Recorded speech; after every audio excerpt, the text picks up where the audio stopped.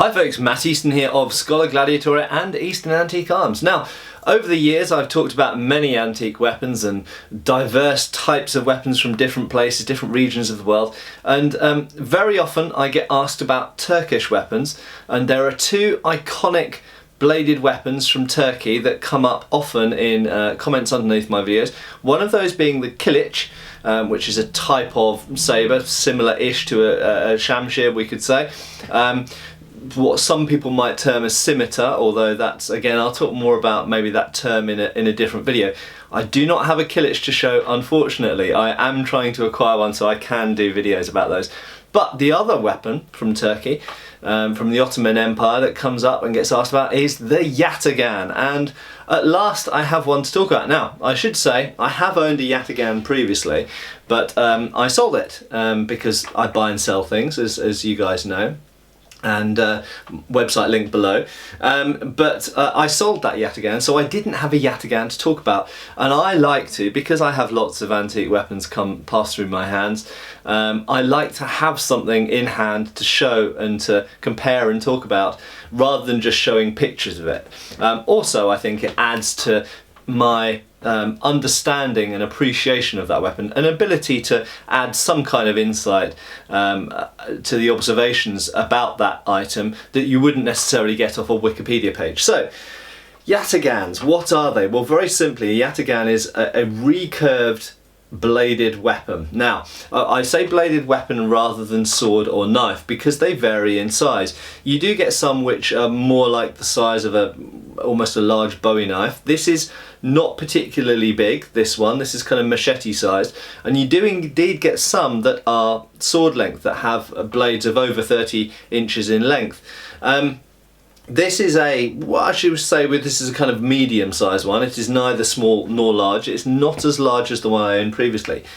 This one, I believe, is not Ottoman Turkish. I believe it to be Balkan. Those areas of the Balkans were heavily influenced by the Ottoman Turkish Empire because, of course, the Ottoman Empire expanded and came into contact with lots of other cultures, some of which they came to rule over, others of which were managed to fend them off, but nevertheless, through cultural exchange, either war or trade, a lot of the neighbouring regions around the Turks, around the Ottomans, ended up using Turkish style weapons, or indeed their own weapons were influenced by Turkish weapons.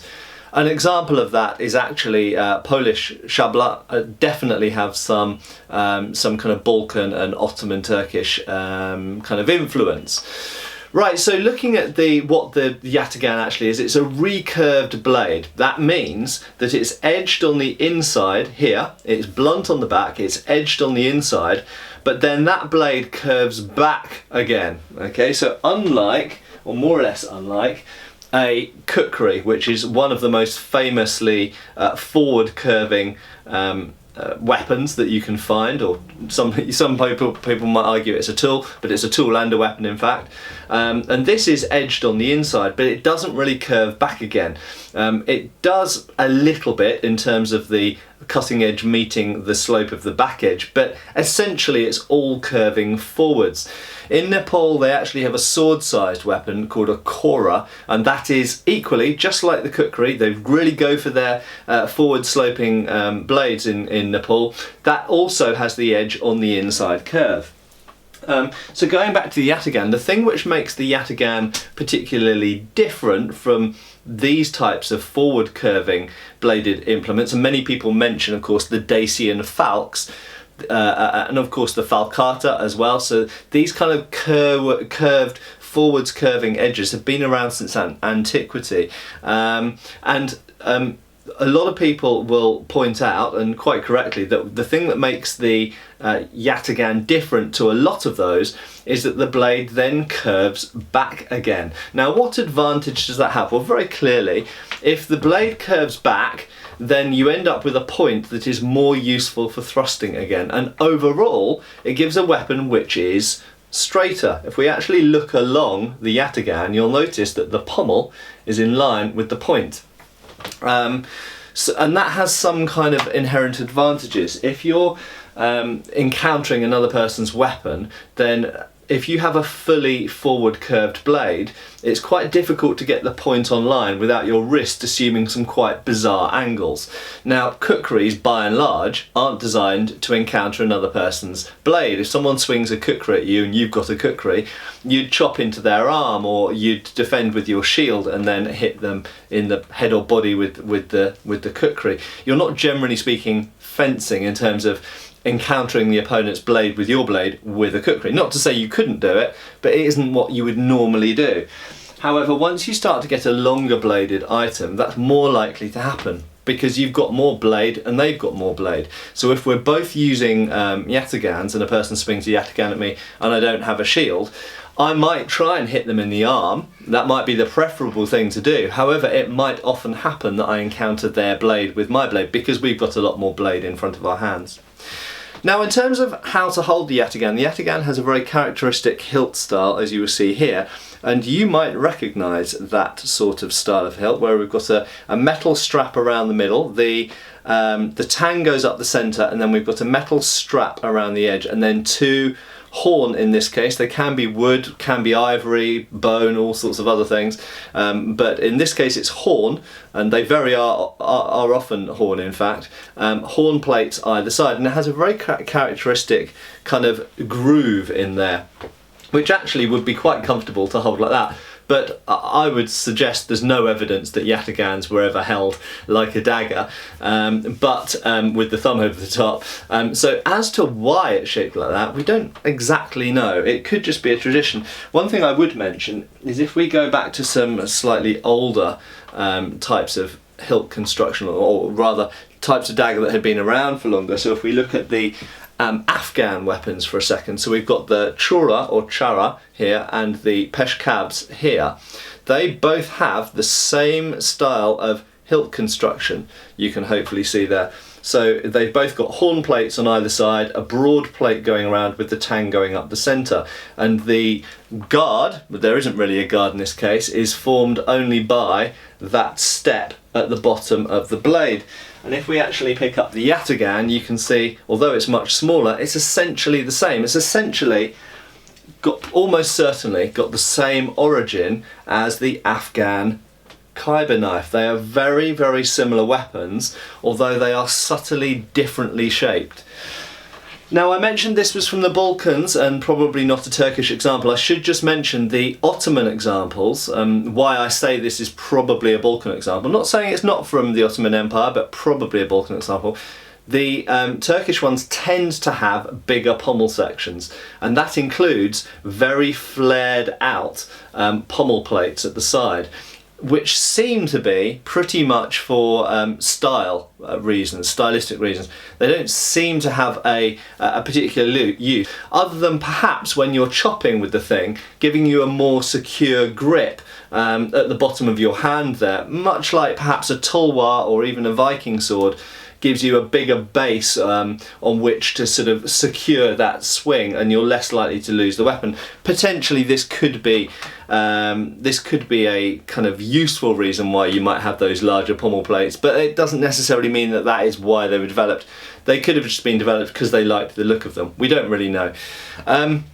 You'll notice also that much like the Afghan chora here, we've got a section above the grips. Hold this because the chorus in particular is quite sharp. You've got a horn plate here, and then you've got a metal bolster section on each side, much like a kitchen knife in fact, or in fact like many Bowie knives. So you've got a metal section on each side just below the start of the blade, and you've actually got exactly the same, in principle, the same thing on the yataghan.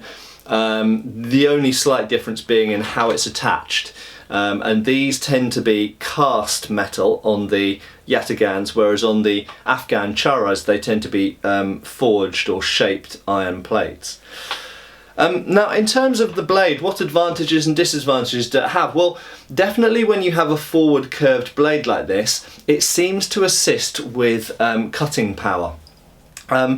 Why that should be the case? I think there's two main points to it. Number one is if your axis point is slightly behind what you're hitting with, it has a similar effect to an axe, whereby the edge, the point of impact, is forward of your axis of motion. That's the first thing. The second thing is, it means if we're hitting something here, it means that there's a slant angle, and it's a similar effect to a saber or a curved, any type of curved sword, where if the object is being met at an angle, be it that angle or that angle, then it can assist with cutting, in the sense that the angle of the edge at the point of impact, it's going to seem like you're hitting it with a smaller angle of gradient. It's like walking diagonally up a hill instead of walking straight up a hill. It's, as I mentioned, it's back edged, that is, it's completely blunt on this side, completely and utterly blunt, and only has an edge on the inside here. Now, it is curious that these yatagans, which I should mention only seem to have really started to become popular in the Ottoman Empire around the 17th century. Now, undoubtedly they did develop from earlier forms of weapon, but really the yatagan, what we could say absolutely that is a yatagan, seems to have appeared about the 17th century, perhaps 16th century. So actually they're not medieval weapons at all, they're post-medieval weapons. And what role did they have? Well, I think largely they probably had a similar role to the langmesser in Europe, and in that they fulfilled a cheaper role than the sword. So a kilich is an extremely expensive style of sword to make.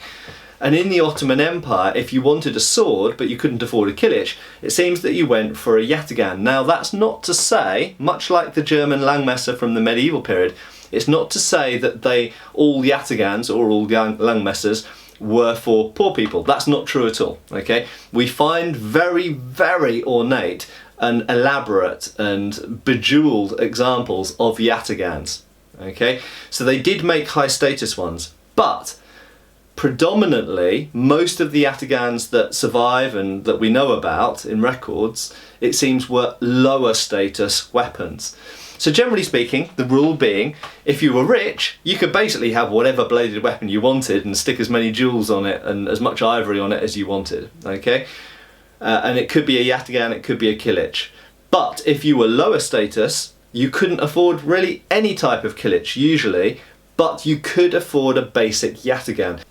So, to sum up, I think the Ottoman yatagan is a good, handy weapon. It's got many parallels with the Afghan chara or chora.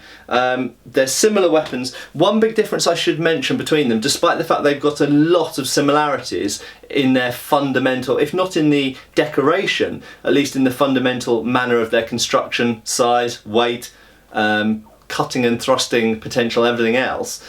One big difference between them is the chara or chora always has a T-section blade. That is, the cross-section of the blade is flat here, and then it has essentially a flat back that projects out. Whereas, although you do occasionally find blades like that on yatagans, they tend to be wedge section instead. In other words, straight triangular section, or perhaps slightly more commonly, a hollow ground wedge. Okay, so they do approach the characteristics of the Afghan chara, but they tend not to be T-section, although they can be occasionally. And yeah, quite simply, I think it fulfills the role of the common soldier's sidearm. Yes, it is curious that they don't have any form of guard, or even they're not even as stepped out as the chara is. So if you were to use these for thrusting, and I'm not saying that you can't use them for thrusting, but if you were to use them for thrusting, you'd have to be very wary of your hand riding up here. If you met anything like mail armour, which of course was very common in the Ottoman Empire, or indeed just padded armour, which equally was very common, if you met any resistance in a thrust, I think there would be quite a large danger of your hand just doing that. There's practically nothing to stop it. For that reason, and again, as far as I know, there's no treatises for the use of yatagans, or indeed for the kilich either. But as far as I know, as far as my opinion goes, I doubt that these were used for thrusting very much. For that reason, I think if they were used for thrusting more, they would have had a more projected out, stepped up bit there to prevent the hand from running up. Having said that, you could use it for thrusting. In terms of the actual blade and the form and everything else, yes, absolutely, you could use it for thrusting. but I think they were predominantly cutting weapons. And they were, of course, predominantly used with shields as well. If you were intending to go into hand-to-hand combat and this was your main weapon, i.e. not a bow or a spear or something else, then you'd usually have a circular bowl, kind of convex shield with this as well. So a lot of the time you'd be defending with the shield and cutting with the yataghan. But yeah, you could physically use it for thrusting, but I suspect that they didn't use it for thrusting very much, for many reasons that I could talk for a long time about. Very clearly it was used for cutting a lot. That shape of handle is very conducive to it, and the style of blade and everything else. Last thing I would really say about these yataghans is they're not magical weapons. Okay, I've just as the Khyber knife, the famed Khyber knife, isn't either. I've heard a lot of people, sometimes through sort of patriotic pride, and that's absolutely fine, I don't have an issue with that, talking about the yataghan as if it's some mystically powerful cutting machine. It's not. It is a good short sword or large knife, just as the Khyber knife is, but neither of them cut incredibly. They cut on a par with medieval langmesser or a wakizashi or a Chinese dao or these kind of things, comparable weapons. Basically, most swords or short swords or large knives of this type of size tend to have similar cutting, at least if they're designed for cutting, have similar cutting potential, and there are different ways of achieving that, you know. So the forward curve does probably add a little bit to their cutting power, but it doesn't turn them into some, you know, magical chopping machine. Last thing, just before I finish up, in terms of how to hold it, I'm not aware of any documentary evidence, however it might be out there. The Ottomans left lots of written stuff talking about warfare and weapons, and a lot of it hasn't really been studied yet. I know there's some very good archery treatises from the Ottoman Empire.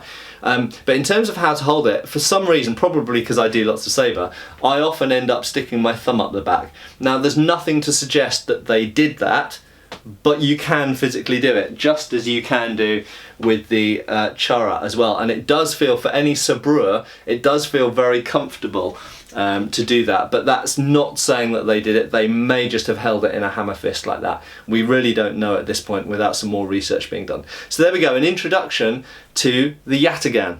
Cheers, folks. Thank you for watching. Please subscribe, follow us on Facebook. You can buy t-shirts through Spreadshirt, support us on Patreon, or follow us on Pinterest. Thank you.